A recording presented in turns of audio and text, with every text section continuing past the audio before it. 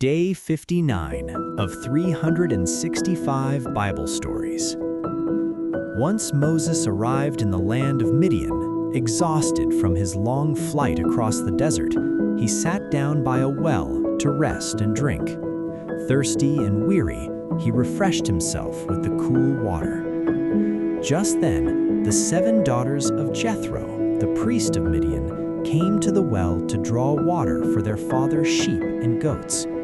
As they began filling their troughs, a group of rough shepherds pushed in and tried to drive them away, bullying them to take the water for their own flocks first. Moses saw what was happening.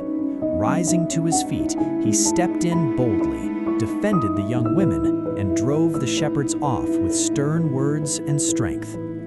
Grateful, Moses then offered to help. He took the task upon himself, drawing water and watering all their sheep and goats until every animal had drunk its fill. The 7 daughters thanked him warmly and hurried home to their father's house. When they arrived earlier than usual, Jethro asked, "Why did you return so quickly today?" They explained, "The shepherds tried to bully us and take the well, but a young Hebrew man stood up for us. He chased them away and even watered our flocks for us." Jethro replied, "Then why did you leave him there? Go back at once, invite the man to come and eat with us and offer him hospitality. We must return his kindness."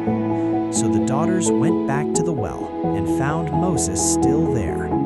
They invited him to their home, and he accepted. Moses stayed with Jethro and his family in Midian. In time, he married one of Jethro's daughters, Zipporah, and made a new life among them as a shepherd in the wilderness. Join me tomorrow as we continue this journey through the Bible.